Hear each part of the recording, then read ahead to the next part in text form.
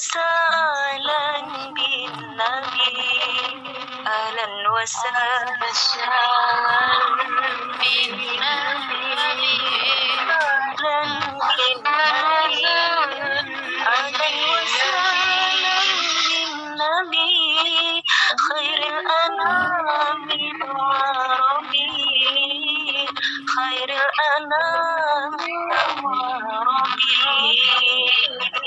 صلوا على هذا النبي الهاشمي المطهر صلوا على هذا النبي الهاشمي المطهر أحمد زكي النسب من وصفه في الكتب من وصفه في الكتب اللهم صل وسلم وبارك عليه وعلى آله وأصحابه. Mateng panjenenganipun Romo Kiai Haji Anwar Zahid kanthi kinurmatan wekdalan swasana kita aturaken.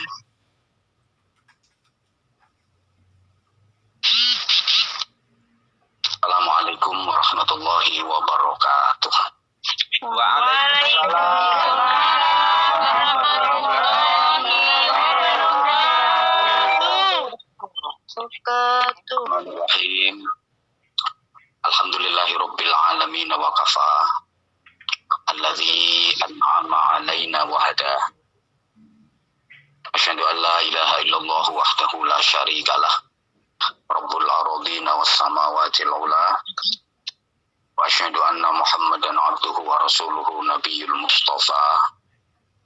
Allahumma shalli wa sallim wa barik ala sayyidina wa maulana Muhammadin nuril huda wa syamsid duha wa badrid tuja wa ala alihi wa ashabihi ahli tuqa wan naqa wan najah. Subhanaka la ilma lana illa ma 'allamtana innaka antal alimul hakim. Rabbi shrah li sadri wa yassir li amri wahlul 'uqdatam min lisani yafqahu qawli waj'al li waziran min ahli. Rabbana iftah bainana wa baina qaumina bil haqqi wa anta khairul fatihin. Amma ba'd. Sadatul muhtaramin, para kiai, para sepuh yang sama-sama kita tampilkan segenap pengurus cabang istimewa Nahdlatul Ulama Taiwan dari jajaran Mustasyar Rais Syuriah PCINU Taiwan Bapak Irianto Susanto bersama seluruh jajarannya yang kita takdirkan, yang kita cintai, yang kita hormati.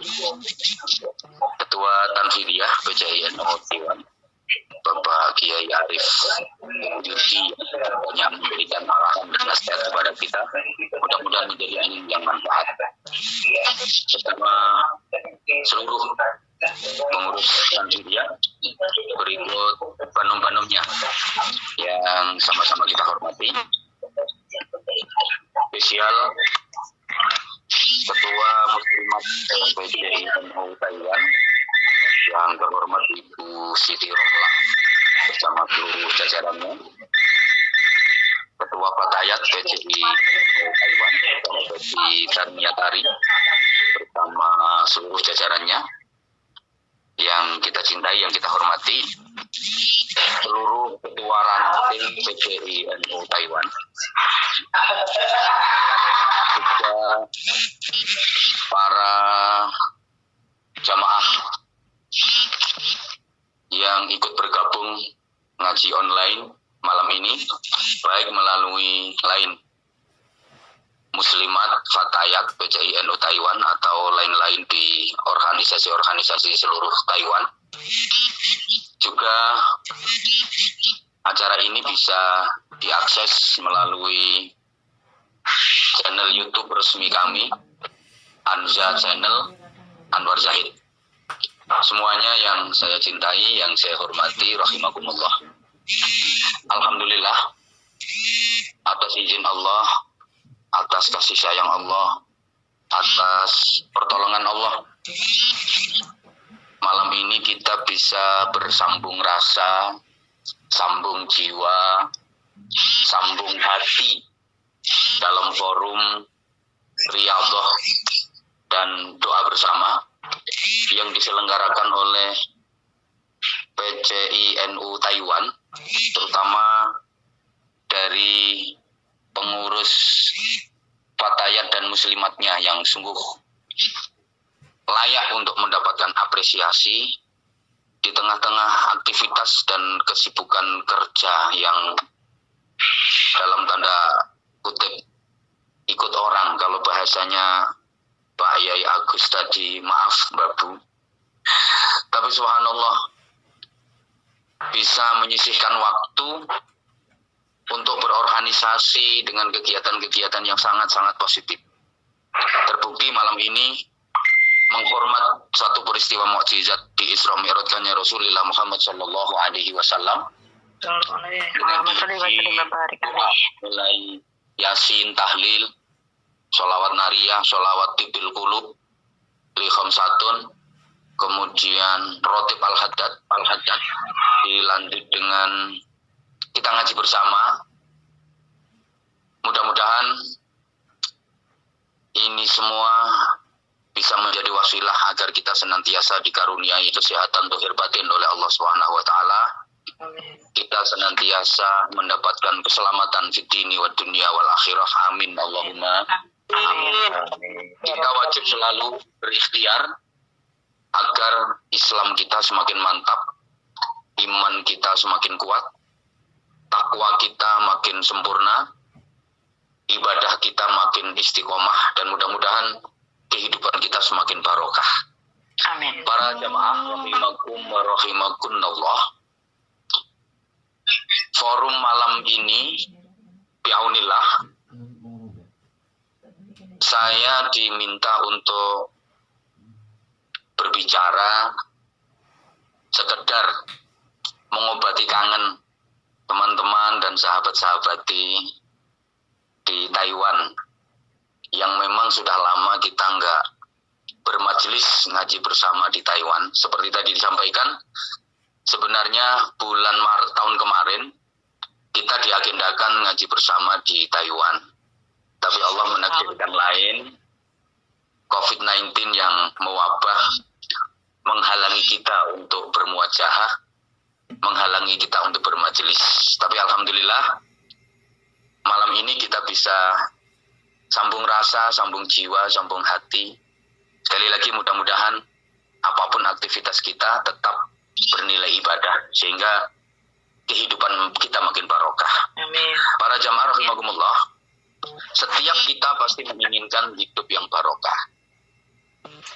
Barokah itu ziyadatul khair, bertambahnya nilai kebaikan.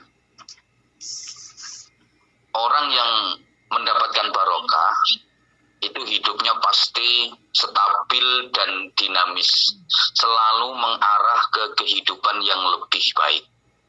Jadi para pecinta barokah, para perindu barokah itu pantang dalam hidupnya untuk berprinsip aku masih seperti yang dulu, tapi selalu ada dinamika ke arah hidup yang lebih baik. Nah, karena forum malam ini adalah forumnya mbak-mbak dan mbok-mbok, tentu terlebih dulu saya akan menguraikan secara singkat bagaimana perempuan dalam persepsi agama. Allahumma sholli ala Muhammad. Allahumma sholli wa sallim wa barik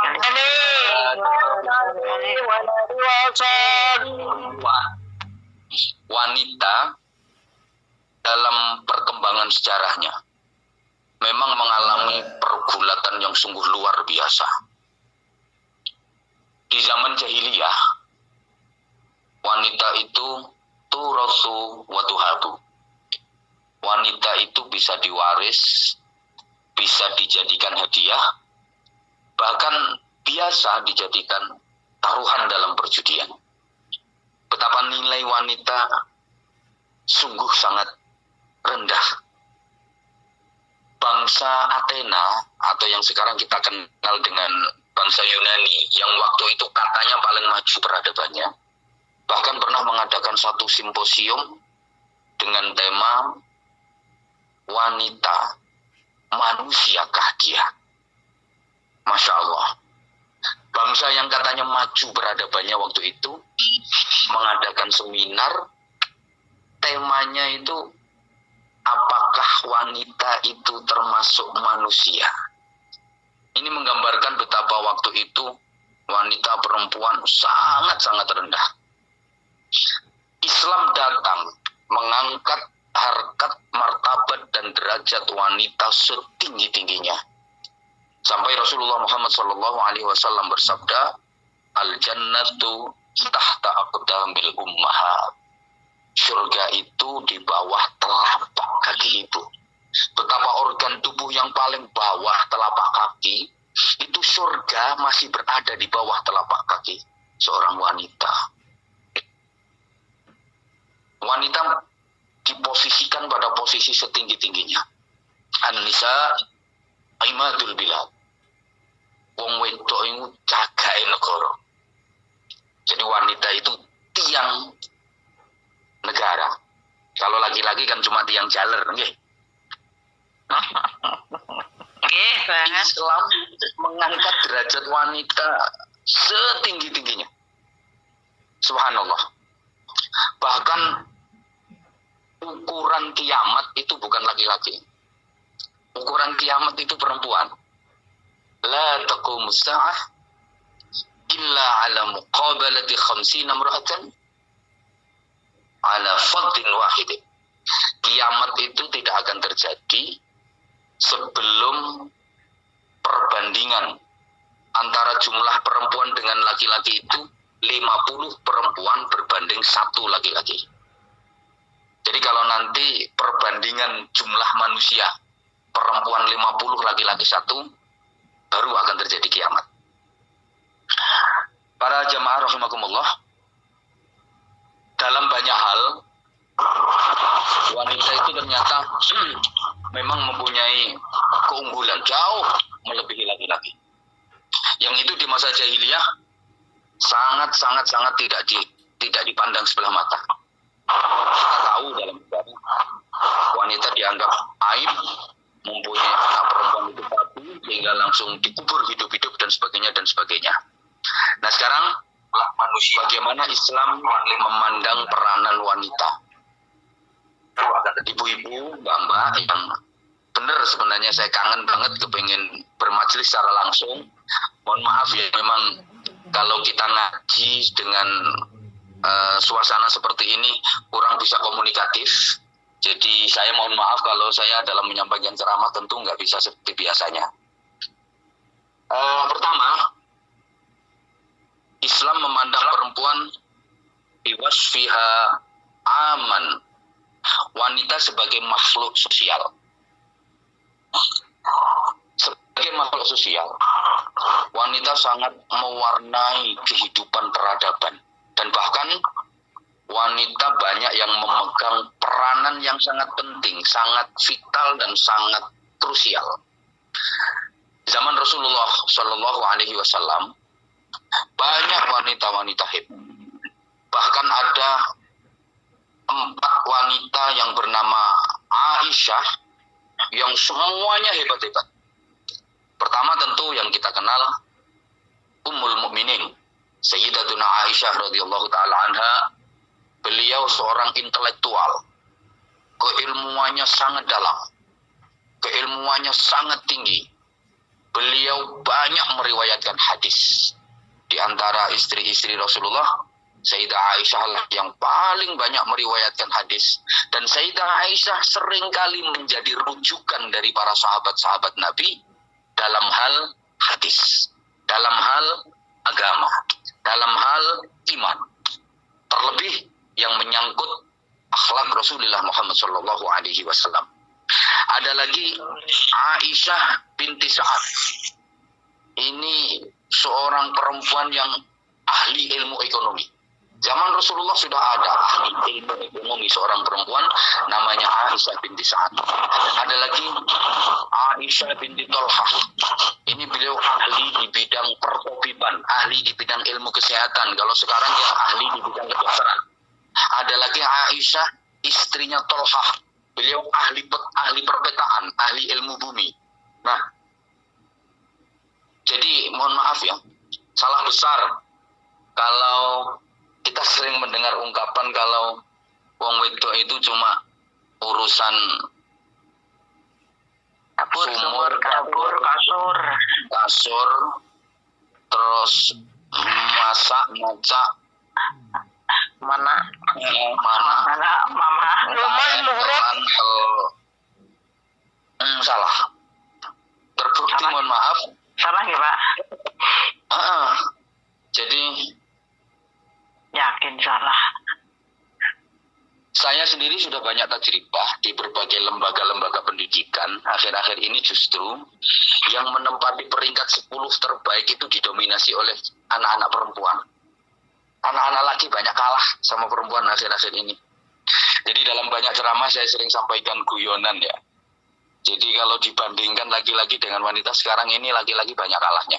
Misal, laki-laki punya ijazah. Wanita juga punya ijazah plus wajah 1-0 untuk wanita. Laki-laki punya kelulusan, wanita sekarang juga punya kelulusan plus kemulusan 2-0. Laki-laki punya keterampilan, wanita sekarang juga punya keterampilan plus penampilan 3-0. Wow, mantap. Laki-laki punya prestasi, wanita sekarang juga punya prestasi plus tubuh yang seksi 4-0. Apalagi laki-laki punya skill, wanita sekarang banyak yang punya skill plus sikil 5-0. Kayak tenang laki-lakinya Pak. Jadi dalam banyak hal wanita itu jauh melebihi laki-laki, sehingga wong lanang yo pinter kaya apa, hebat kaya apa, itu mohon maaf banget biasanya kalau sama istrinya kalah. Saya itu pinter dalil, pinter ceramah kalau di luar. Neng omah kita karo bojo yo goblok dadak. Banter-banter iki wong iku. Ada temen itu titelnya MA, digetak karo bojone iso mudhun dadi MI kok. Ya Allah. Nah, bener itu bener. Subhanallah. Dan wanita jadi ukuran memang, jadi ukuran. Sebagai makhluk dihormati, mbak-mbak juga yang saya kangeni, wanita itu banyak mendapatkan pahala dari segi sosial, banyak pula mendapatkan dosa juga dari segi sosial. Ya, saya ulang, sebagai makhluk sosial, ternyata banyak wanita yang mendapatkan dosa itu dosanya dari dosa sosial. Kita tahu dalam sirah, dalam sejarah, ketika Rasulullah di-mi'rajkan sama Allah, beliau keliling neraka, kemudian diteliti, ternyata penduduk neraka itu laki-laki dengan perempuan lebih banyak. Perempuan. Nah, apa karena perempuan gak sholat? Bukan. Apa karena perempuan gak mau puasa? Bukan. Kok perempuan banyak masuk neraka? Apa karena malas baca Quran? Bukan. Kalau soal baca Quran, demi Allah, rajin perempuan laki-laki. Soal zikir lebih kuat perempuan daripada laki-laki. Soal ibadah lebih rajin perempuan daripada laki-laki. Puasa sunnah jauh lebih rajin perempuan daripada laki-laki. Tapi kenapa banyak yang masuk neraka? Suara saya masih bisa didengar dengan jelas? Jelas ya, jelas. Jelas itu. Padahal perempuan cari pahala itu gampang banget. Sampai sudah diganjar. Kayak ini tadi, urusan jamiah semuanya bernilai pahala yang luar biasa. Soal ibadah udah nggak meragukan. Perempuan itu kalau udah gelem ngelakoni ibadah, laki-laki kalah. Itikafnya kalah, zikirnya kalah, baca Qur'annya kalah, sholawatnya kalah, puasanya kalah, semuanya kalah. Urusan keluarga semuanya penuh dengan pahala. Urusan suami penuh dengan pahala, urusan anak penuh dengan pahala, dan pahalanya sungguh sangat besar. Sehingga ketika ada seorang sahabiah iri dan matur kepada Rasulullah SAW, ya Rasulullah, enak ya jadi laki-laki, bisa berperang, bisa berjihad, pahalanya besar, kalau mati syahid dijamin surga. Sedangkan kami wanita nggak diizinkan ikut perang, nggak dapat pahalanya itu. Rasulullah tersenyum, kemudian Rasulullah memberikan petunjuk, jihadmu di keluargamu. Kamu melayani suamimu dengan baik, itu bernilai jihad. Kamu merawat anakmu, mengantarkannya menjadi soleh-solehah, itu jihadnya. Ngalah-ngalahi kamu terbunuh berkali-kali, mati syahid di jalan Allah.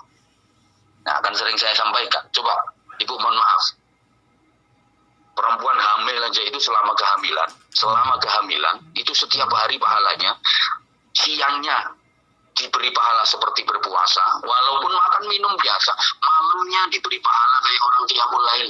Bayangkan, selama kehamilan 9 bulan lebih itu, setiap hari siangnya dapat pahala puasa, malamnya dapat pahala qiyamul lail. Makanya perempuan yang cerdas itu metengan.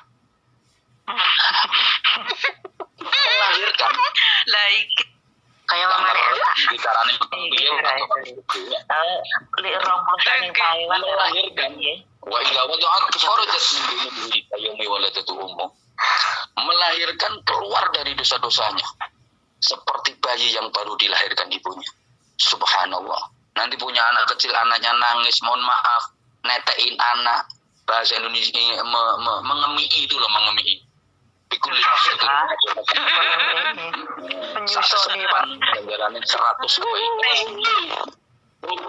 serut 200, serut 400.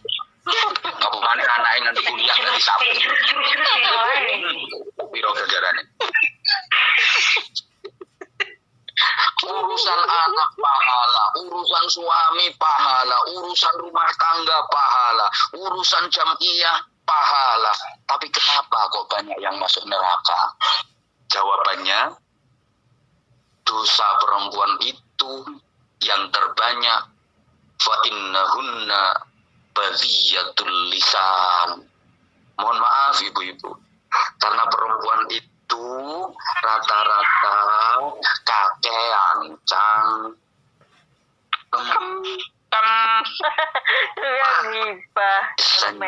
Dalam riwayat yang lain, fa innahunna yakfurnal la'na wa yakfurnal ashir. Karena perempuan itu kurang pandai bersyukur kepada suami dan banyak yang berani sama suaminya. Saya nggak akan menjelaskan ini terlalu panjang lebar karena udah sering disampaikan, dan nanti kalau saya perpanjang banyak yang sakit hati. Memang perempuan itu ditakdirkan seperti itu. Rata-rata perempuan itu berani sama suaminya. Saya bisa ukur seperti itu, jangan dikira. Walaupun suaminya itu pangkatnya setinggi apapun, rata-rata perempuan itu berani sama suaminya. Yang jadi istrinya kiai saja jangan dikira kalau udah jadi istrinya kiai itu terus kalau di jalan di depan suaminya, wah ini bojoku kiai lah, terus bungkuk melakukan yang berangkang. Terus ngomongnya bosong gelami terus, ya enggak semua. Apalagi yang bukan istrinya kiai. Allah ya Allah. Ini satu. Nah, alhamdulillah organisasi kebanggaan kita, Nahdlatul Ulama, yang merupakan ormas terbesar seluruh dunia, ormas dengan anggota yang terbanyak seluruh dunia. Mudah-mudahan ini seperti yang disabdakan Rasulullah, as-sawadul a'zam, di mana zaman terjadi perpecahan di kalangan umat Islam sampai 73 golongan. Yang selamat cuma satu, Ahlus Sunnah wal Jamaah. Amin. Allah berpesan dengan golongan yang terbesar. Insya Allah kita ini adalah yang disabdakan oleh Rasulullah sebagai sawadil a'zam, golongan yang selamat di dini wa dunya wal akhirah. Amin Allahumma. Amin. Amin. Itu bukan hanya jam'iyah ad-diniyah, bukan hanya organisasi keagamaan, tapi juga jam'iyah ijtimaiyah. Artinya organisasi sosial kemasyarakatan. Jadi saya ulang, bukan cuma jam'iyah ad-diniyah, organisasi keagamaan saja bukan. Tapi jam'iyah ijtimaiyah, organisasi sosial kemasyarakatan.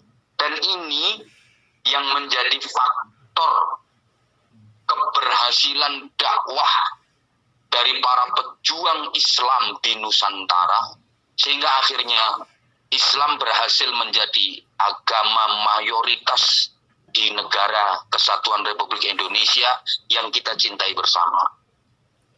Karena para wali yang menyebarkan Islam di Nusantara ini menggunakan metode sosial kemasyarakatan. Islam di Indonesia ini beda dengan Islam di Arab. Islam di Arab kan mantan Yahudi, mantan Nasrani. Sedangkan Islam di Indonesia ini mantan Hindu, mantan Buddha, mantan Klenek. Ya, Klenek itu ya bangsane Nyi Roro Kidul, Nyi Roro Lor, Nyi Roro Etan, Nyi Roro Tengah, Nyi Roro Alamir, Nyi Roro Wala Ali, Sobi Asma'i. Sehingga para wali melakukan akulturasi budaya, pendekatan sosial kemasyarakatan. Ini kunci keberhasilannya. Pendekatan akulturasi budaya. Semua penyebar Islam di Nusantara ini hafal Quran, hafal ribuan hadis, tapi dalam menyebarkan Islam enggak pakai qala ta'ala waktu itu, enggak pakai qala Nabi, tapi pakai gending-gending gerik, cuplek-cuplek, suweng, gundul-gundul, pacul, celuku-celuku, batak, turi-turi, putih, dan sebagainya. Saya sering sampaikan ini bukan guyonan tapi benar. Coba.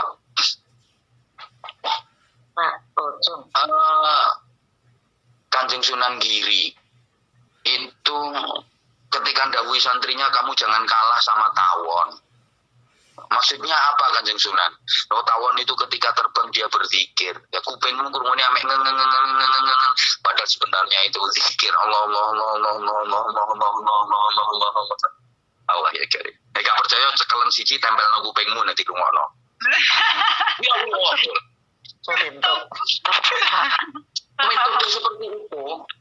Metode seperti itu yang digunakan oleh para wali ketika disuruh samir tapi lesanya orang Jawa maka oleh para wali dikasih demikian samir Khairon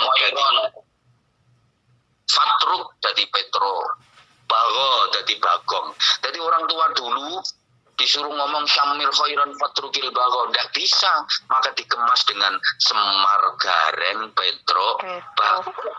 Diulang dong.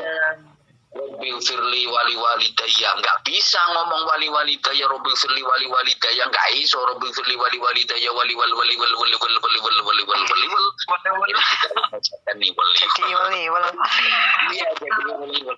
akulturasi budaya, pendekatan seperti itu. Nah, sehingga subhanallah melalui metode-metode seperti itu, ini agama, ini budaya, ini Islami, ini tradisi, tidak dipertentangkan tapi dipadukan. Ini yang membuat berhasil.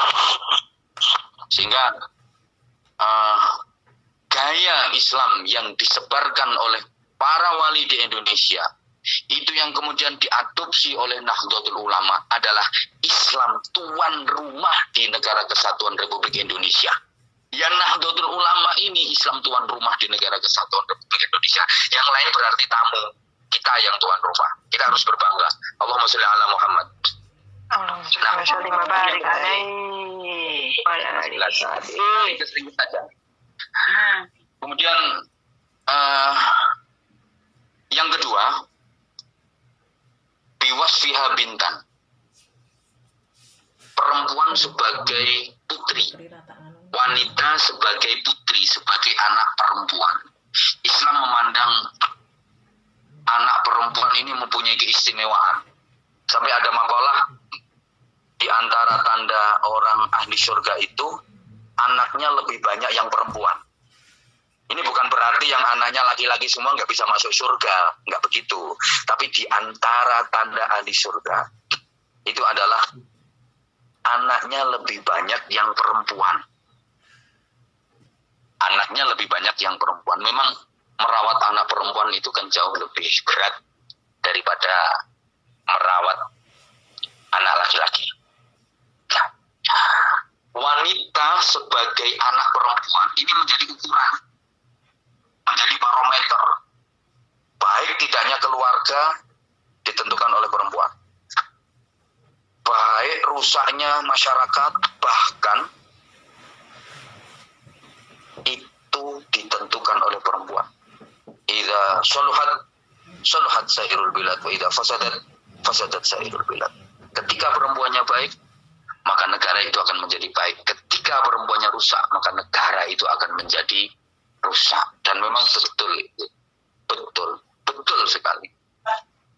Perempuan satu itu dampaknya bisa mengalahkan laki-laki sanegoro. Ibu saya ingatkan dulu ya.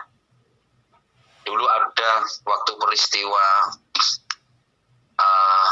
pengeboman Irak, perang Amerika Irak. Waktu itu Presiden Amerika kan Bill Clinton ya. Bill Clinton apa George Bush ya? Yang kedua Bill Clinton. Bill Clinton ketika menyerang Irak itu bangsa Arab semuanya bersatu untuk mengecam Bill Clinton. Seluruh negara-negara Arab bersatu untuk mengecam Bill Clinton, marah kepada Bill Clinton. Nyantai, Bill Clinton budal mancing, padahal dikecam dan dimusuhi, diilok-ilokno bangsa Arab seluruhnya. Satu. Tapi ketika ada seorang perempuan yang bernama Monica Lewinsky ngomong bahwa dia ada main sama Bill Clinton, dalam 2 hari Bill Clinton berat badannya turun sampai 15 kilogram. Ternyata lambi ini wong wedok siji bisa lambi ini wong lanang puluhan kali. Masya Allah. Sehingga kalau panjenengan punya anak perempuan harus betul-betul hati-hati. Karena apa? Perempuan itu majami'ul ishtiha, tempat berkumpulnya syahwat, tempat berkumpulnya kesenangan. Memang beda. Ya wong itu beda. Saya kalau suasana normal lagi pengajian umum, itu kalau pandangan saya tertuju ke arah ibu itu, ke arah mbak-mbak itu padang, terang gitu, walaupun nggak ada lampu. Tapi begitu noleh ke bapak-bapak, kepada yang lanang-lanang, langsung buruk seketika. Kalau lewat line begini gimana, Bah? Waduh, kalau lewat online kayak gini makanya sumpah ya. Kayaknya saya tuh nggak bisa ngomong ya lagi. Susah banget. Ini sekali lagi mohon maaf kalau ceramahnya nggak bisa kayak biasa, nggak bisa komunikatif. Maka kata Sayyidina Ali, ada 3 perkara yang bisa menyegarkan mata. Ini penting bagi yang sering sakit mata. Bisa menjadi obat dan terapi untuk kesembuhan sekaligus kejernihan pandangan mata, penglihatan. 1, melihat air jernih yang mengalir. Melihat air jernih yang mengalir itu bisa menyegarkan mata. Yang kedua, melihat penghijauan. Itu juga bisa menyegarkan mata. Terapi untuk yang main, yang terahum, macam-macam.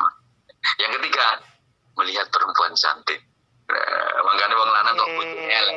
Gampang loro belek. Delok wong ganteng Ayo, Bu. Allah ya karim, Allah ya karim. Ya, memang benar kok, sampean kalau nggak percaya misalnya tak kasih tebakan. ada 2 perempuan sama-sama jualan jagung bakar. Sing siji jagunge nom-nom legi-legi. Tapi sing dodol wonge wedok tuwek. Sing siji jagunge tuwek-tuwek. Tapi sing dodol terusaken, Pak. Terusaken. Ayo kita lari jane. Lare sing enom. Jagunge tuwek-tuwek. Soalnya apa? Mangan jagung tuwek karo nyawang wong wedok ayu. Kuwi tai kucing rasa coklat. Jarene olahraga untu.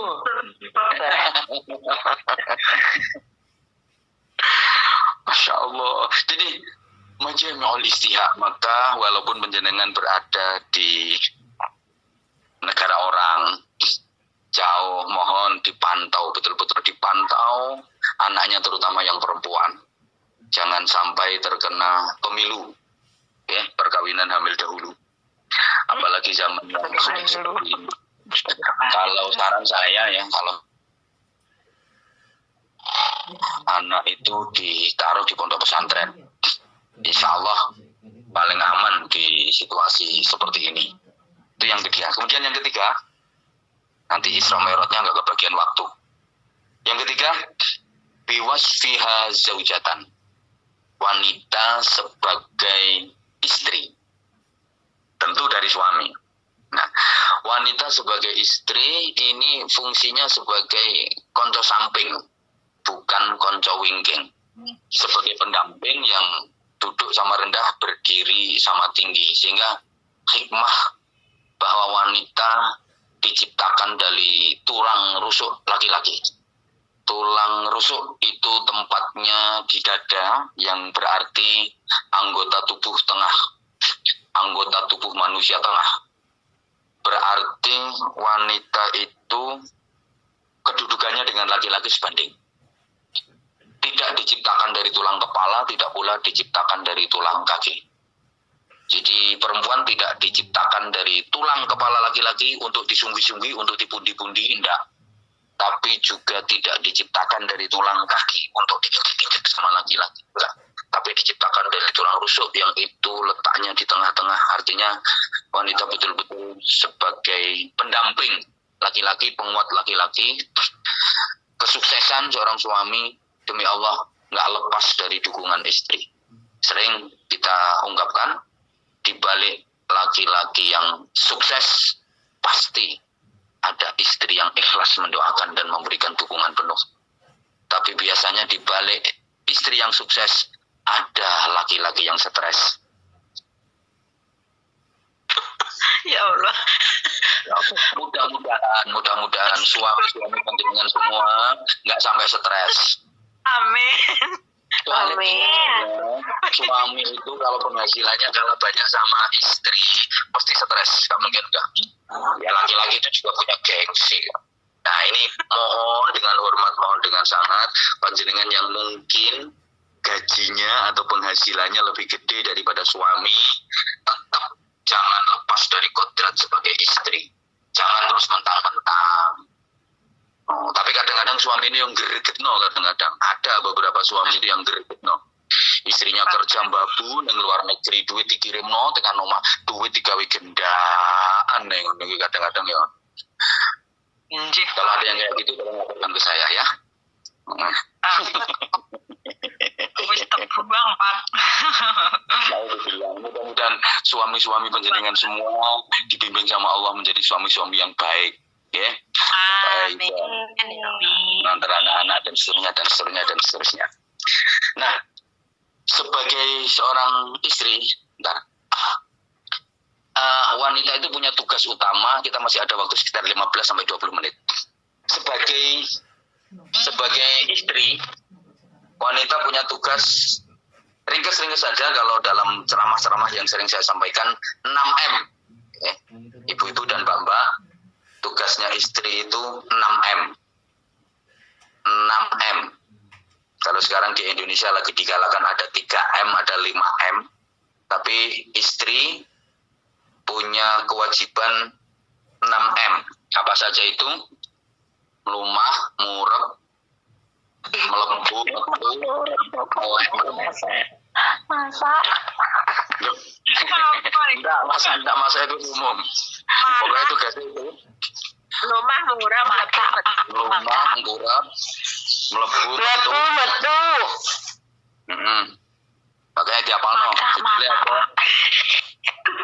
super iku mau melumah murah melebu metu melek. Maaf, ini jangan dikonotasikan yang aneh-aneh, jangan dipersepsikan yang aneh-aneh. Oke, saya jelaskan ringkas. Tugas pertama melumah murep. Melumah itu artinya istri itu harus terbuka sama suami. Melumah itu artinya akan terbuka. Jangan ada yang ditutup-tutupi, jangan ada yang dirahasiakan. Harus terbuka. Melumah juga berarti siap menampung masukan. Gitu, masukan apa saja yang baik-baik. Dinasihati juga harus mau, dituturi juga harus mau. Artinya seperti itu. Nah, murab itu artinya menutup aib, menutup keburukan suami. Jangan sampai menyebarkan kejelekan. Jangan sampai nyeritane elek bojo.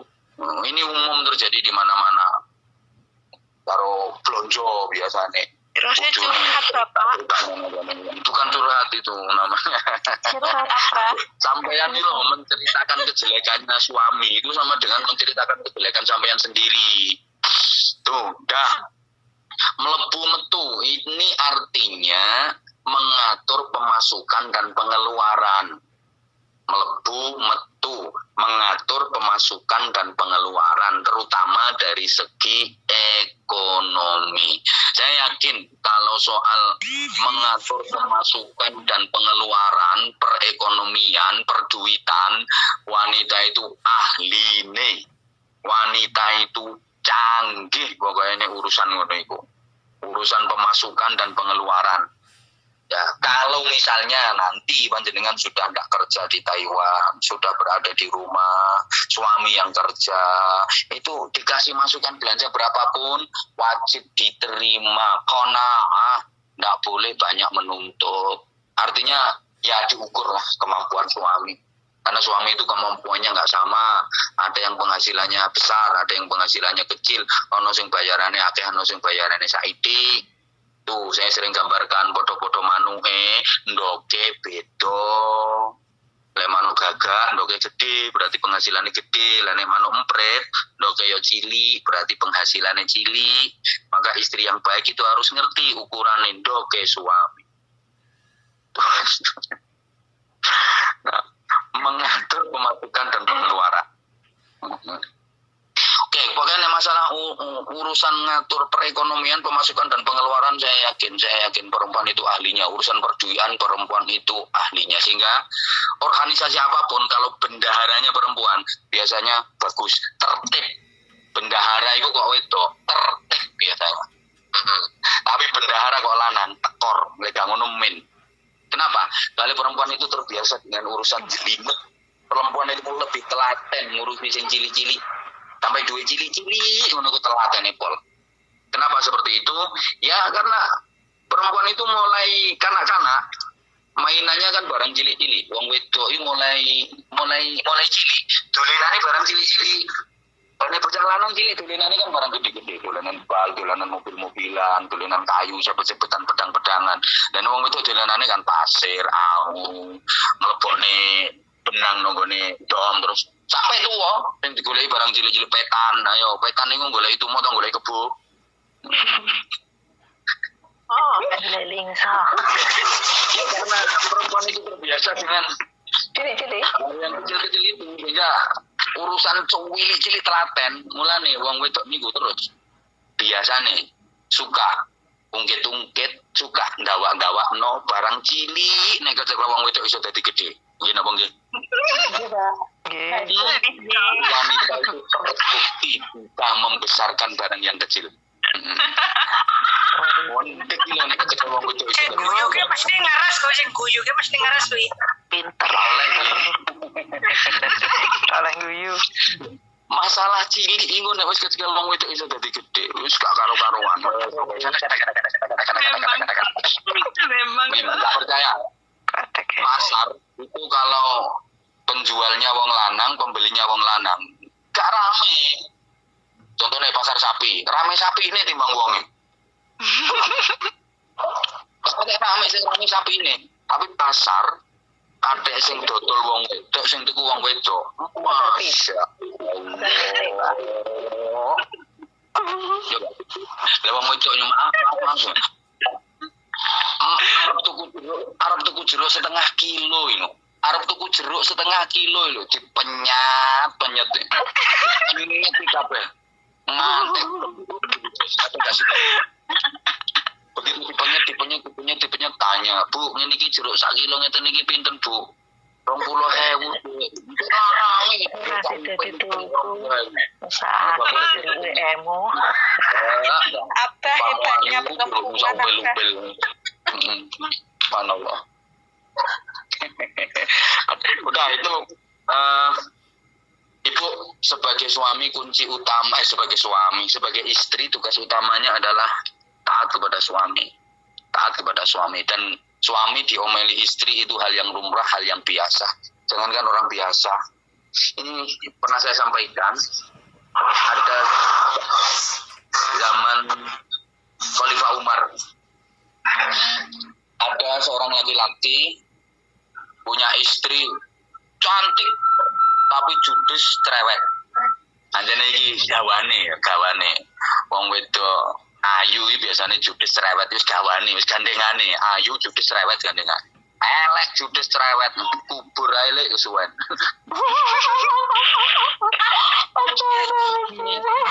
Tapi masih aku jadi DKI dong, Pak. Suaminya bingung.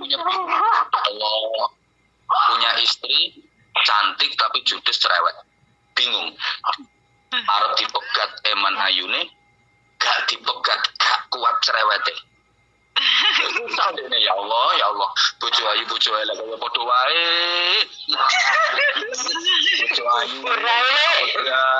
Bojo elek ngendakno utek, ngendakno ati. Bingung. Akhirnya dia mau lapor kepada presiden. Waktu itu Sayyidina Umar jadi khalifah. Berangkat dia ke dalamnya Sayyidina Umar sebagai khalifah. Tujuannya mau lapor, mau matul, mau curhat sekaligus minta solusi. Gimana ini enaknya? Mau dicerai, sayang karena cantik. Enggak dicerai, enggak kuat. Mergo judes, mergo cerewet. Iki enaknya diapakno. Berangkat dia ke rumah Sayyidina Umar. Begitu sampai di depan pintu rumah Sayyidina Umar, dia kaget. Dia ngelihat Sayyidina Umar itu lagi duduk, diomel-omelin sama istrinya. Ditutik nggak karuan. Ini cara bahasane wong Magetan wong Ponorogo ini. Umar wong lanang gak pokro, wong lanang gak genah, wong lanang sakarepe dhewe. Sayyidina Umar diomeli, disuting sama istrinya itu. Diem Sayyidina Umar. Meneng. Akhirnya laki-laki ini berpikir, aduh ternyata senasib. Dia ngomong dalam hati. Kasih curhat. Amirul Mukminin ma'al zaujati. Fakaifa kana hali. Dia ngomongnya gini. Masya Allah. Lah nek presiden ae lho diomeli bojone. Presiden dicelatu bojone, presiden diomeli bojone. Apa maneh trim aku wakil RT ae enggak. Presiden diomeli sama istrinya diem, apalagi aku. Wes balik. Aku kesini tujuanku mau curhat, mau cari solusi. Ternyata Presiden Khalifah Umar nasibnya sama aku. Udah balik kanan. Dia balik kanan. Dapat beberapa langkah, Sayyidina Umar tahu. Akhirnya istrinya yang ngomel belum berhenti ini di stop sementara. yang stop saja. Sampean lek ngomong berhenti dulu. Cut dulu sebentar, pending dulu sebentar. Aku nemuin tamu. Lah nanti setelah aku nemuin tamu, lanjut enggak apa-apa. Sekarang kumpulkan dulu perbendaharaan katamu, golek kamu sedhisik. Dipanggil sama Sayyidina Umar. Dah ya, dipanggil. Sini Mas, sini Mas. Balik. Mas, sampean mau nemui aku? Nggih, kula badhe manggihin jenengan. Ya ada apa? Kula niki sajane badhe curhat sekaligus nyuwun solusi. Terus, kok balik? Mboten sida. Ada apa? Ngeten loh, wahai Khalifah. Saya itu punya istri cantik tapi cerewet tapi judes. Saya kesini tuh mau cari solusi. Istri saya ini diapain? Mau saya cerai, saya sayang emang. Enggak saya cerai, cerewet saya enggak betah. Terus enaknya diapain? Begitu saya sampai sini, ternyata jenengan nasibnya sama dengan saya. Istri jenengan lebih cantik dari istri saya, lebih cerewet daripada istri saya. Bagaimana jawaban Khalifah Umar radhiyallahu taala anhu? Laki-laki ini dibilangin, Mas, saya diomeli istri diem bukan berarti saya kalah. Kalau saya tarung ya mesti menang. Kenapa saya diem diomelin istri? Kenapa saya diem diomongin tidak karu-karuan? Saya istri. Halo? Halo. Oke. Sini. Oke, masih bisa didengar suara saya? Oh, lanjut. Masih, Pak. Sangat masih. Masih. Dengan perasaan yang sama. Dalam mood Pak. Kenapa saya diem diomelin istri? Gini, Mas, saya tanya. Dalam keluargamu, yang masak siapa? Yang masak nasi siapa? Ya istri saya. Yang nyuci pakaian siapa? Istri saya. Yang nyapu bersih-bersih rumah siapa? Istri saya. Yang rawat anak siapa? Istri saya. Kemudian Sayyidina Umar berkata, Mas, Jangan kasih pertama. sucimu Masih dengerin. bahwa seorang istri wajib masak? Adakah ayat Al-Quran yang menyatakan, hai para wanita, nyambellah, umbah-umbahlah, korah-korahlah? Adakah perintah nabimu yang mewajibkan perempuan untuk nyambel, masak, korah-korah? Tidak ada. Itu sebenarnya kewajiban Itu loh, salah wanita kewajiban laki-laki. Untung alhamdulillah gitu. mau ngambil Atina dimut Atina. suami. Sungguh sangat zalim ketika istriku yang sudah begitu berat menanggung beban yang sebenarnya menjadi kewajibanku, ketika dia kesel ke aku terus aku marah-marah. Masya Allah. Jadi sajane Bu, asli nih Bu, masak, gaya sayur, nyambel, kora-kora, ubah-ubah nyapu, itu semua kewajiban suami. Gini, Purwokerto dulu, Pak. Asli, makanya mulai nanti kalau udah pulang ke Indonesia, udah nggak usah masak, nggak usah opo-opo ben kaliren yo wis. Ini nanti kalau diabadikan bahaya. Abahan warga itu ngoten nggih. Iya, yang marahi.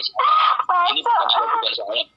Asli itu kewajiban suami. Kalau suami ngotot, suruh nyari dalilnya. Mana dalilnya? Ayat Qur'annya mana? Hadisnya mana? Cuma gini Bu. Kewajiban istri itu cuma satu. Wajib taat, patuh sama suami sepanjang tidak disuruh berbuat maksiat. Wajib taat, patuh pada suami sepanjang tidak diperintah berbuat maksiat. Kalau suaminya nyuruh, Bu, masak, ya dipikir masak itu maksiat apa enggak? Enggak maksiat, berarti wajib patuh. Bu, nyuci pakaian, dipikir nyuci pakaian itu maksiat apa enggak? Oh, enggak maksiat, berarti wajib patuh. Bu, anaknya dirawat, rawat anak itu maksiat apa enggak? Enggak, oh wajib betul, wajib diikuti dan seterusnya dan seterusnya. Oke? Dah, yang terakhir. Intinya saling mawon, Pak. Yang terakhir yang keenam merem. Melek merem itu artinya apa? Melek dari kelebihan suami, merem dari kekurangan suami. Ini kewajiban secara bersama. Artinya melek dari kelebihan, lihat kelebihannya, merem dari kekurangan, jangan lihat kekurangannya. Kita tahu itu Mbak-mbak dan seluruh jamaah, tidak ada manusia yang sempurna, pasti ada kekurangan, sehingga kita jangan pernah melihat kekurangannya, tapi lihatlah kelebihannya. Lihat kelebihannya, merem dari kekurangannya, karena nggak ada orang yang sempurna, nggak ada orang yang sempurna. Maaf, lanang itu kadang rupanya ganteng tapi gak dapet duit. Ono sing duwe akeh tapi kelire ya gak dapet.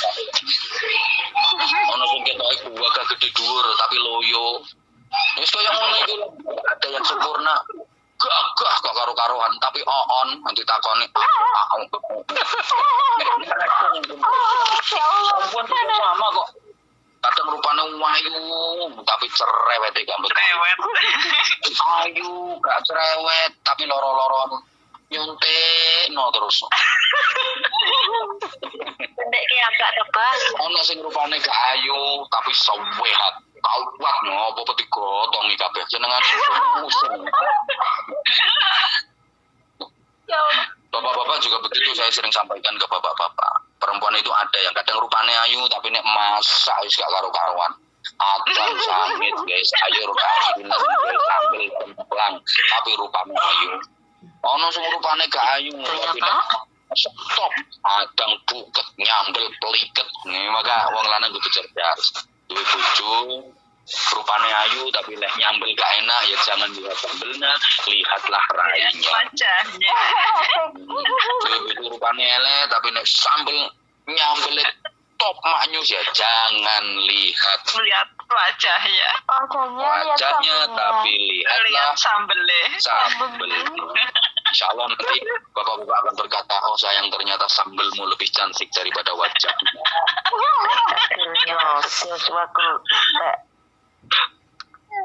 Yang terakhir, biwas fiha umman. Yang terakhir, Nanti kita Pak. singgung Isra Mi'raj sedikit ya, 5 atau 10 menit. Biwas fiha umman. Wanita sebagai ibu ini mempunyai doa yang sungguh mustajabah. Doa ibu kepada anak itu melebihi doa 1000 wali. Jadi kita keliling ke wali 1000 minta barokah, minta doa. Itu masih kalah ampuh sama doanya ibu. Maka sebagai ibu harus hati-hati ngomong nih gone anak, jangan sampai ngomong jelek ke anak. Karena setiap ucapan bisa menjadi doa. Kita kadang sering lepas kontrol, out of control. Duwe anak nakal, bocah kok kurang ajar tenan anak sampean. Bukan karena apa-apa, karena mati ucapan di sampean di. Jadi ibu kalau punya anak banyak tingkah jangan pernah dibilang kurang ajar, jangan pernah dibilang nakal. Nah, polahmu kok cake bener nih aku jadi gubernur, awakmu ki calon menteri kok, ya. Ngono lho. Nah, bocah kok polai koyo ngene cerewet koyo iki calon penceramah, ngono lho. Ini calon kiai, ya semoga Calon penerus siapa? Wajahe calon penerus. Menteri Penerangan. Jadi ingat sekali lagi, doa ibu ke anak itu tanpa hijab. Doa ibu ke anak itu nggak ada satirnya, cospleng, kontan. Maka hati-hati sekali lagi, semarah-marahnya ke anak, jangan pernah ngomong jelek, apalagi ndongakno elek. Allahumma sholli ala Muhammad.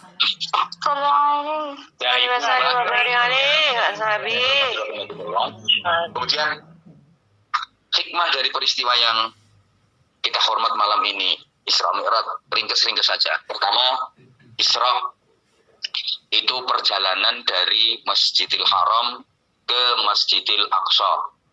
Masjidil Haram yang di Makkah ke Masjidil Aqsa yang di Palestina. Ini berarti perjalanan menyamping, arahnya horizontal.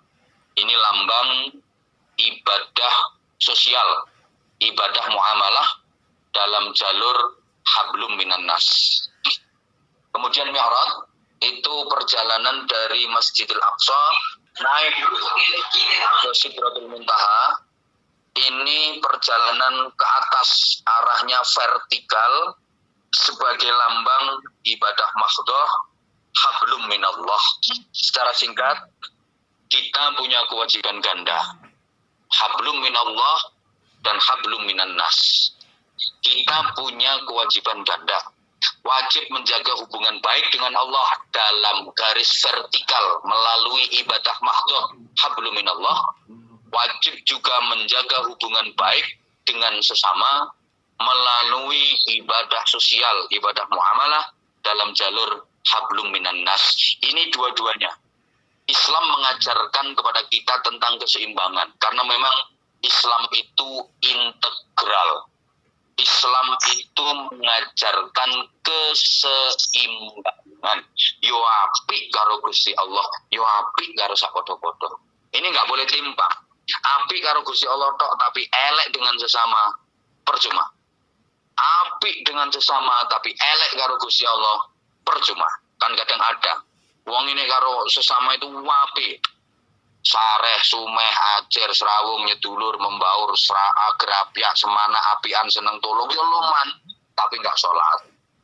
Ramadan nggak puasa, nggak mau menjalankan ibadah mahdhah, ini nggak cukup.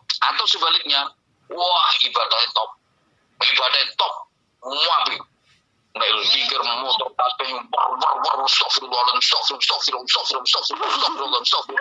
sampai nangis, tapi duwe utang gak nyaur. Wong guyu. Enggak.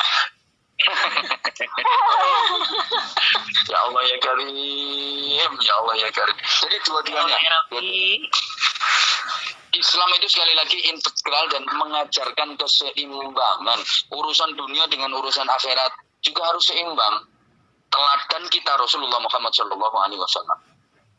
Kanjeng Nabi itu dalam menjalani kehidupan sangat ideal. Rasulullah memberikan teladan yang proporsional. Artinya apa? Ya ibadah ya mahdhah, ya ibadah muamalah. Coba Rasulullah membagi waktu malamnya jadi 3. Sulusun li ahli, sepertiga untuk keluarga, untuk bercengkerama dengan istri, dengan anak, dengan cucu. Wasulusun li nafsi, sepertiga untuk diri sendiri, untuk beristirahat. Wasulusun li rabbi, yang sepertiga untuk Tuhannya. Rasulullah juga kerja. Jadi Rasulullah itu mengajarkan kepada kita hidup yang ideal, hidup yang proporsional. Waya ibadah, waya kerja. Waya babu, waya maca Quran, waya ngaji. Waya zikir. Ya iya, jadi nggak benar orang cuman puter tasbih, wiridan nggak mau kerja, itu nggak benar. Itu bukan ajaran Islam. Ya usaha, ikhtiar, ya doa, ya ikhtiar. Ikhtiar tanpa doa itu sombong namanya. Doa tanpa ikhtiar itu omong kosong. Ini yang pertama. Yang kedua, masjid. Isra itu perjalanan dari masjid ke masjid, dari Masjidil Haram ke Masjidil Aqsa. Ini menandakan betapa peran masjid, fungsi masjid dalam Islam itu sungguh sangat urgen. Artinya umat Islam nggak bisa pisah dengan masjid, umat Islam nggak bisa lepas dengan masjid. Kita tahu Rasulullah Muhammad SAW berangkat hijrah dari Makkah menuju Madinah, sampai ke satu tempat namanya Kuba. Beliau membangun masjid yang akhirnya disebut dengan Masjid Kuba, dan itu adalah masjid yang pertama kali dibangun dalam Islam. Masuk ke kota Madinah, nyari tempat yang strategis, beliau juga membangun masjid yang sekarang kita kenal dengan Masjid Nabawi di Madinatul Munawwarah. Ini artinya apa? Masjid itu sangat urgen. Orang Islam itu nggak boleh pisah dengan masjid. Hubungan antara orang Islam dengan masjid itu kayak hubungan antara ikan dengan air. Nggak bisa pisah. Ikan yang hidupnya selamat, ikan yang aman, itu ikan yang betah tinggal di air. Ada ikan kok nggak betah tinggal di air, itu tandanya ikan mau modar. Ono iwak kok gak kerasan manggon banyu, itu tandanya iwak arep modar. Orang Islam yang selamat, orang Islam yang aman, orang Islam yang nyambung ke masjid, betah di masjid, betah karo majelis taklim, betah karo zikir, betah karo ngaji. Ya ini selamat ini, yang belum keluar ini selamat ini, yang masih ikut gabung ini insya Allah orang-orang Islam yang selamat kayak ikan yang betah tinggal di air. Amin. Ono wong Islam kok alergi karo ngaji, alergi karo zikir, alergi karo sholawat, ya itu tandanya hatinya mati. Hatinya mati. Kalau hatinya mati tapi jasadnya masih hidup, nah itu bahasa Inggrisnya the batang melaku.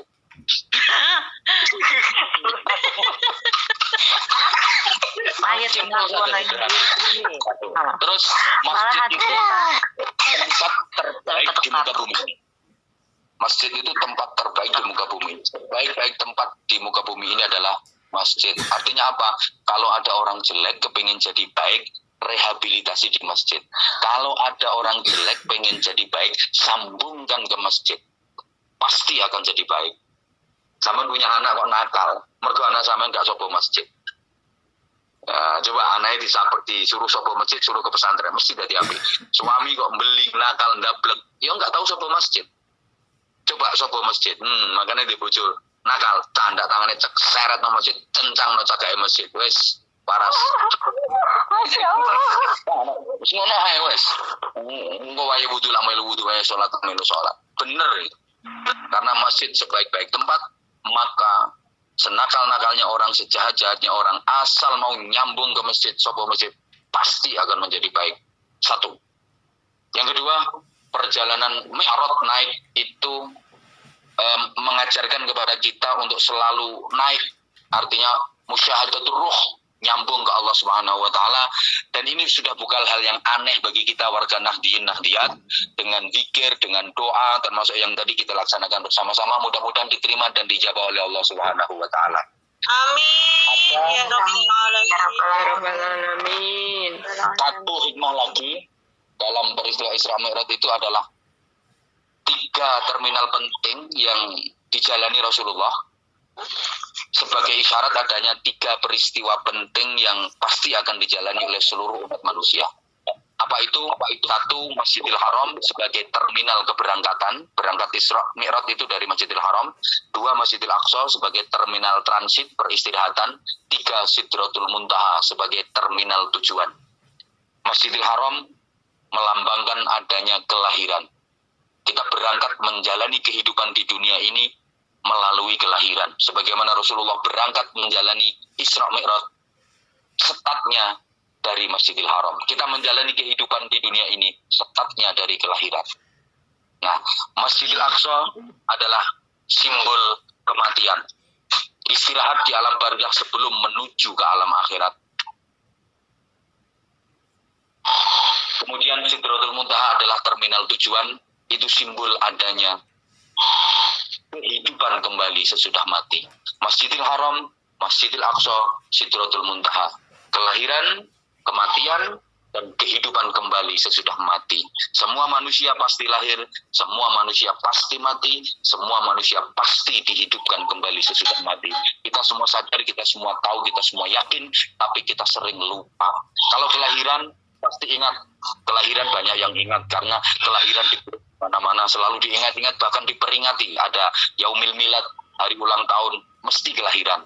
Di KTP, di paspor, di SIM, di mana-mana, di kartu kakak, yang ditulis juga kelahiran. Kalau kelahiran semua ingat, tapi kematian sering orang lupa. Kebangkitan kembali, kehidupan kembali, sesudah mati sering orang lupa. Kematian yang sesungguhnya bukan mati, tapi kematian justru adalah merupakan awal dari kehidupan yang sesungguhnya. Kita ini tiap hari diingatkan dengan kematian, tapi kita sering lupa. Bukan berarti kita nggak sadar kalau kita nggak akan mati, tapi kita lupa mempersiapkan bekal untuk menghadapi mati. Maka ingat mati sesungguhnya itu bukan hanya ingat kalau kita mau mati, karena semua orang pasti ingat mau mati.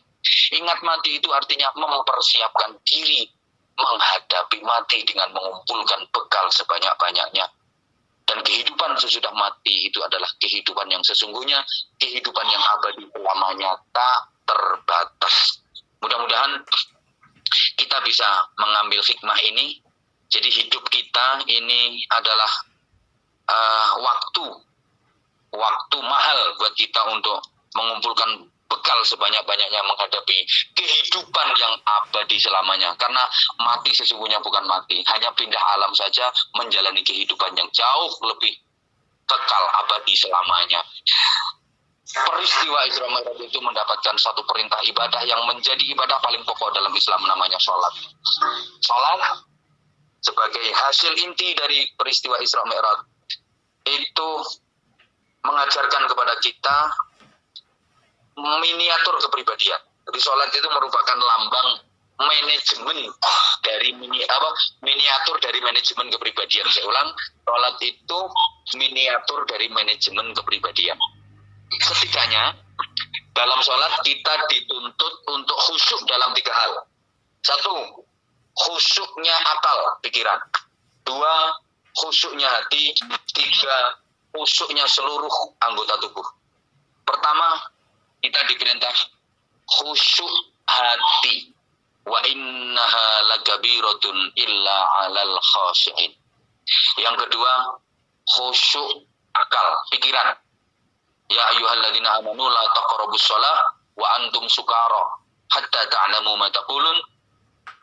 Jangan kalian mendekati sholat dalam keadaan mabuk, artinya akal kalian nggak normal, akal kalian nggak khusyuk. Kemudian khusyuknya otot, khusyuknya organ tubuh, khusyuknya tubuh seluruhnya. Simahum fi wujuhihim min athari sujud. Saking khusyuknya sholat sampai ada tanda di wajahnya sebagai bekas kekhusyukan dalam sholat. Khusyuknya hati, khusyuknya otak, khusyuknya otot. Ini mengajarkan kepada kita dilatih agar mempunyai hati yang khusyuk, otak yang khusyuk, otot yang khusyuk. Ini subhanallah. Hati kalau khusyuk kita akan menjadi ahli fikir. Otak kalau khusyuk kita akan menjadi ahli fikir. Otot kalau khusyuk kita akan menjadi ahli ikhtiar. Dengan hati yang khusyuk, dengan berzikir, hati akan menjadi sensitif. Dengan otak yang khusyuk, ahli fikir, otak akan menjadi kreatif. Dengan otot yang khusyuk, ahli ikhtiar, maka hidup ini akan menjadi semakin produktif. Maka kita diajarkan dan kita dituntut agar kita bisa menjadi orang yang ahli zikir, ahli fikir, ahli ikhtiar, sensitif, kreatif, produktif, ngerti, pinter, perigel. Nah, kalau hati kita sudah bisa khusyuk, kerja pun insya Allah bisa maksimal. Jadi bisa kerja pakai otot, bisa kerja pakai otak, bisa kerja pakai hati. Jamaah rahimakumullah, orang itu kalau kerjanya hanya pakai otot, namanya kerja keras. Tapi kalau kerja pakai otak, namanya kerja cerdas. Kerja pakai hati, namanya kerja ikhlas. Kalau mampu memadukan ketiganya, ini sempurna. Kerja kalau cuma pakai otot, kerja keras, rezekinya cuma pas. Kerja kalau pakai otak, kerja cerdas, rezekinya lebih luas. Kalau disempurnakan kerja pakai hati, kerja ikhlas, pasti dijamin Allah rezekinya tak terbatas. Mudah-mudahan kita bisa memadukan semuanya. Dan saya apresiasi PCI NU Muslimat, PCI NU Fatayat Taiwan yang sungguh luar biasa. Beberapa kali saya ngaji ke sana, alhamdulillah. Perkembangan Muslimat, Fatayat, Ansor, Nahdien, Nahdiyat di Taiwan sungguh luar biasa. Di antara beberapa negara yang pernah saya kunjungi, Taiwan termasuk luar biasa, ke-NU-nya sungguh luar biasa, Ahlussunnah wal Jamaah. Mudah-mudahan bisa istiqomah, mudah-mudahan makin syiar. Al-Fatihah. A'udzubillahi minasyaitonir rajim.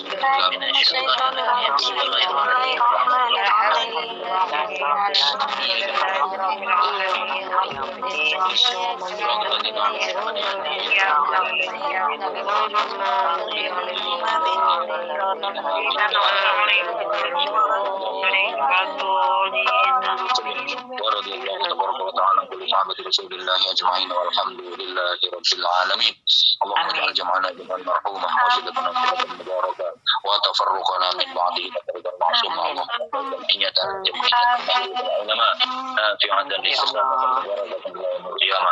اللهم إنك تعلم ذنوبنا فاغفرها وإنك تعلم عيوبنا فاسترها وإنك تعلم حاجاتنا فاقضيها كفى بك وليا وكفى بك نصيرا.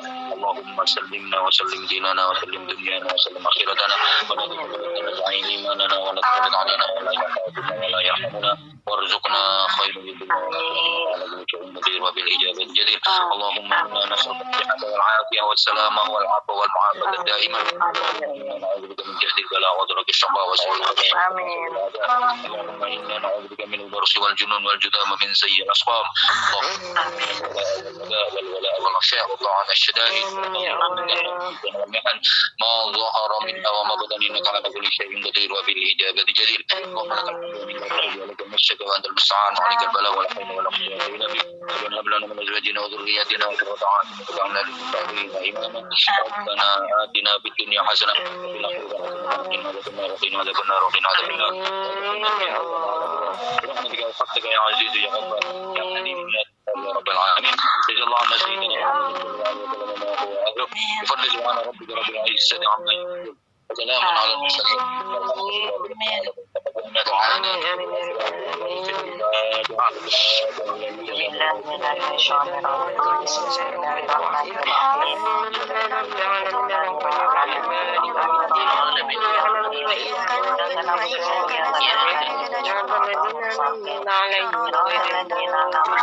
Amin. atensi dan perhatiannya yang mengikuti ngaji via live maupun via channel YouTube Anda sekalian, bagi ibu-ibu, mbak-mbak, fatayat muslimat dan seluruh jamaah di Taiwan yang belum subscribe di channel kami, mohon dukungannya untuk di subscribe dan di share agar syiar kita bisa lebih berkembang dan silaturahim kita lebih erat. Seraya berdoa kepada Allah Subhanahu wa taala, mudah-mudahan COVID-19 segera dihilangkan oleh Allah dan virus-virus yang lain. Ya Allah. Saya udah kangen banget udah kepingin Saya juga Pak, udah kangen. Bareng. Mudah-mudahan kita bisa beraktivitas seperti semula dengan normal dengan kondisi yang lebih baik. Salah kata, salah ucap, segala kecurangan yang kurang berkenan, saya Al-Fakir, Abdul-Aif, Abdul-Tahid, terima kasih kepada semuanya, amin dengan semua. Mudah-mudahan kita biasa disatukan dalam ukhuwah, dalam keimanan, ini juga akhirat terjannah.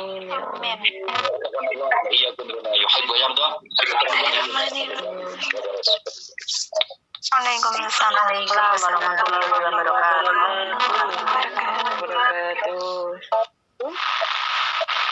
Ya, alhamdulillahirrabbilalamin. Syukran kasiran. Ini yang di loudspeaker dimut dulu, nggih. Yang di loudspeaker dimut dulu, nggih. Terima kasih.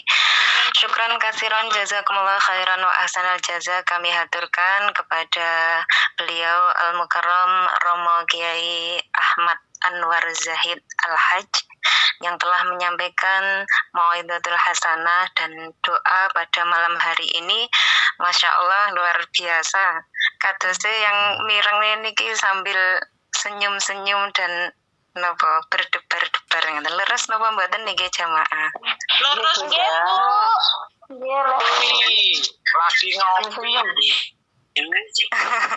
Leres ya, alhamdulillah ya. Semoga apa yang beliau sampaikan menjadi amaliyah yang hasanah, mendapat manfaat barokah dan ijabah, menjadi hikmah yang maslahah fitini wal dunya wal akhirah. Amin ya rabbal alamin. Ya, dan alhamdulillah apanya masih tergabung ya? Apa? Masih.